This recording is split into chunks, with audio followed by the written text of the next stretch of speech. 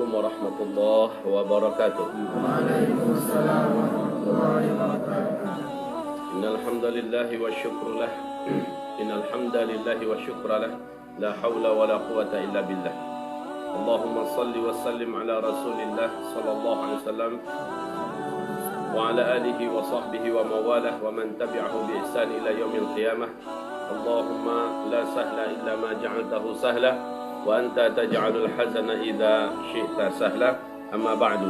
Segala pujian dan syukur kita kepada Allah Subhanahu wa taala dengan segala ujian yang sedang Allah timpakan kepada kita pada hari ini, kita masih tetap diberi oleh Allah Subhanahu wa taala rahmat untuk menjalani Ramadan dan berpuasa di siangnya, qiyam di malamnya, memperbanyak qiraatul Quran, memperbanyak zikir, berkumpul bersama keluarga dan bertakarrub kepada Allah secara maksimal. Maka kita ucapkan alhamdulillah bi ni'matihi tatimmus shalihat. Kemudian salawat dan salam kita untuk Rasulullah sallallahu alaihi wasallam dan seluruh keluarganya, seluruh sahabat-sahabatnya dan siapapun yang mengikutinya dengan ihsan sampai hari kiamat. Ada perkara yang sangat penting sekali mau saya sampaikan kepada kaum muslimin di seluruh dunia, khususnya orang-orang Islam yang beriman yang mengerti bahasa Indonesia.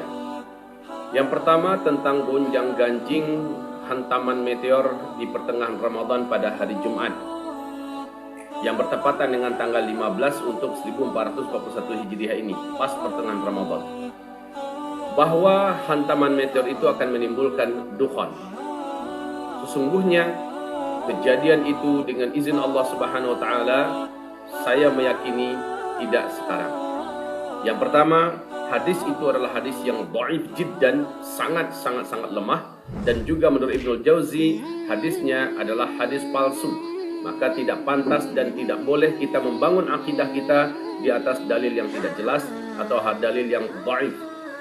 Syarat untuk mengambil keyakinan dan membina akidah itu adalah hadisnya wajib di atas sahih. Hadis sahih, hadis mutawatir. Dan apalagi kalau seandainya dalilnya jelas dari Al-Quran, maka sudah tidak ada yang perlu dikeragui lagi. Itu yang pertama.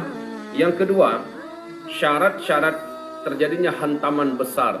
Yauma nabtishul arda, yauma nabtishu batsyatal kubra. Pada hari kami hantam bumi ini dengan hantaman yang sangat besar.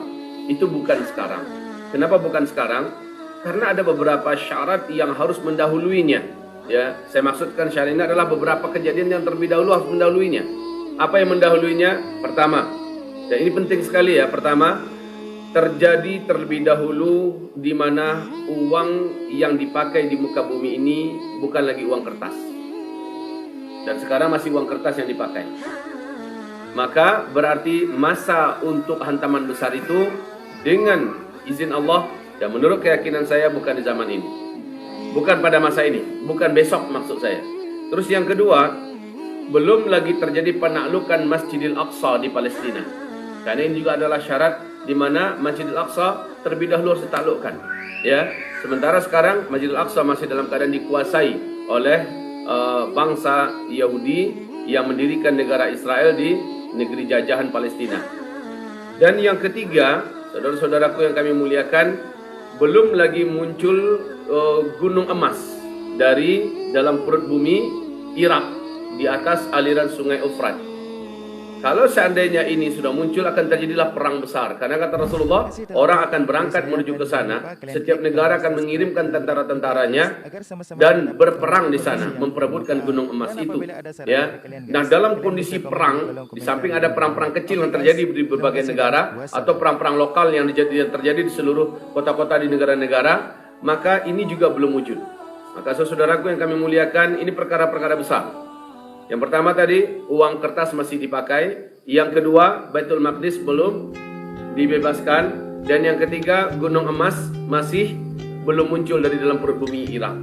Dan ditambah lagi yang keempat adalah pemanasan global, dalam artian terjadinya kemarau yang super ekstrim dan kelaparan yang merata di seluruh dunia, di mana orang pada akhirnya menjadi brutal dan liar, jahat. Itu tidak atau belum lagi pada masa ini. Baru percikan-percikannya baru nampak. Nah, saudara-saudaraku yang kami muliakan, melihat kepada banyak tanda-tanda yang belum terwujud, ya, ditambah dengan ini yang paling penting juga, ditambah dengan gempa-gempa belum lagi terjadi di Arab Saudi dan kekacauan yang besar di tubuh keluarga kerajaan Arab Saudi memperebutkan kekuasaan juga belum wujud. Maka dengan ini saya berharap kepanikan yang tidak perlu jangan terlalu di expose, ya, kepanikan yang juga tidak terlalu penting untuk diperturutkan, tetapi ajakan kami mempersiapkan diri ini adalah tetap tidak bisa ditawar-tawar. Persiapkan diri, karena setiap persiapan yang kami anjurkan tidak pernah ada ruginya sedikit pun. Kita menganjurkan agar kalau seandainya ada uang, segeralah belikan kepada emas. Sudah beberapa tahun yang lalu saya menganjurkan demikian, dan ini tidak ada ruginya. Toh kapan-kapan kita perlu uang, kita masih bisa untuk menukarkannya. Dan justru emas juga makin lama makin tinggi harganya, dan sebentar lagi lihat, seluruh mata uang di muka bumi akan jatuh sejatuh-jatuhnya, dan menyesallah orang-orang yang mempunyai simpanan berupa angka-angka digital. Yang kedua, saudara-saudaraku yang kami muliakan, kita masih bisa untuk merasakan hari-hari kita dalam suasana yang boleh dikatakan walaupun sudah dikepung oleh corona, ya, kita masih bisa merasakan di mana suasana kita alhamdulillah tidak sampai kepada tingkat kelaparan global, di mana itu adalah juga sesuatu yang mesti terlebih dahulu terjadi. Allahu a'lam. Yang jelas persiapan yang kami anjurkan juga contohnya agar kita memperkuat dan memperbanyak amal soleh kita sebanyak-banyaknya, dan ini dimaksimalkan khususnya dengan amalan wajib, amalan sunat, dan berhentilah berbuat dosa dan maksiat. Kemudian yang ketiga yang kami harapkan kaum muslimin kami muliakan, apabila terhenti sekarang ini orang melaksanakan ibadah umrah dan besok ini haji entah bagaimana, bagaimanapun juga ini memang adalah salah satu di antara simbol-simbol atau tanda-tanda di antara tanda-tanda akhir zaman itu. Akan tetapi ini bukan berarti tanda-tanda akan datangnya hantaman meteor di bulan Ramadan seperti yang digambarkan di dalam hadis riwayat Nu'aim bin Hammad. Jadi persiapan berikutnya yang kami sangat anjurkan kepada kita semua adalah mempersiapkan stok makanan. Tidak pun karena dukhon, beberapa bulan ke depan kita akan mendengarkan dan kita akan merasakan bersama-sama kelaparan global dan kelangkaan pakan, kelangkaan bahan makanan utama.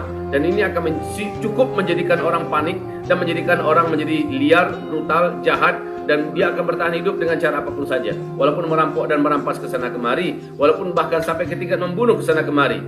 Dan untuk mempersiapkan ini penting sekali. Nah, ini juga tidak ada ruginya. Apa? Kalau kita kumpulkan padi, umpamanya kita stok beras bisa bertahan selama 6 bulan, 1 tahun ke depan, ini masih bisa kita nikmati. Kalau tidak terjadi apa-apa dan terjadi kelangkaan pakan, kita masih bisa memakannya. Apa sulitnya kaum muslimin yang kami muliakan? Ya, jadi dalam hal ini mumpung kita masih tenang, mumpung kita masih lapang, kondisi kita masih bisa beribadah dan berdoa kepada Allah, ini yang mesti diperbanyak. Berdoalah kepada Allah Subhanahu wa taala, maksimalkanlah doanya. Adapun nanti malam apa yang terjadi, serahkan pada Allah. Besok apa yang akan terjadi, serahkan pada Allah Subhanahu wa taala. Janganlah sampai ada yang berhenti kerja kemudian dia pergi menyembunyikan diri ke dalam tengah hutan. Jangan pula ada yang langsung menjual rumah kemudian dia bertekad langsung tinggal di bukit-bukit, di gunung-gunung. Ini bukan suatu langkah yang bijaksana. Tidak perlu ketakutan ini diperturutkan karena sumbernya juga tidak benar. Kemudian juga tanda-tanda yang pasti dari Rasulullah juga tidak ada yang mendahuluinya. Demikian juga belum lagi terbunuh seorang lelaki nafsun zakiyah, ya, lelaki yang mempunyai jiwa yang suci, yang terkenal di tingkat dunia. Orang beriman di muka bumi mencintainya, punya jasa yang besar terhadap Islam. Ini juga belum terbunuh. Maka saudaraku, banyak hal yang perlu kita pertimbangkan dalam hal ini. Tapi yang terpenting memang persiapkan diri dan juga fisikmu. Ini juga saya sangat anjurkan. Fisik kita persiapkan sesehat-sehatnya fisik, seringan-ringannya fisik. Jadikanlah kita memiliki kemampuan bela diri dalam berbagai jenis senjata tangan kosong dan senjata tajam, ya. Karena ke depan adalah hari-hari berat untuk melindungi diri kita, melindungi nyawa kita, melindungi agama kita, melindungi kehormatan keluarga kita. Hari-hari berat, apapun itu bentuknya, persiapkanlah diri. Sebaik-baik persiapan adalah kita mengikuti sunnah Rasulullah SAW. Kita berenang dengan handal, kita memiliki kemampuan bela diri, kita memiliki kemampuan gulat, kita memiliki kemampuan untuk menguasai senjata-senjata manual, samurai, pedang, double stick, dan juga panah dan sebagainya, dan juga kita tangkas dalam berkuda. Maka ini adalah sunnah-sunnah dari Rasulullah SAW. Ini yang paling saya anjurkan. Kemudian bila kita memang punya harta, stop sebaiknya tidak usah lagi dengan harta itu, ya. Kita membangun villa-villa mewah, ya, membangun rumah-rumah yang hanya orang-orang jahil saja yang layak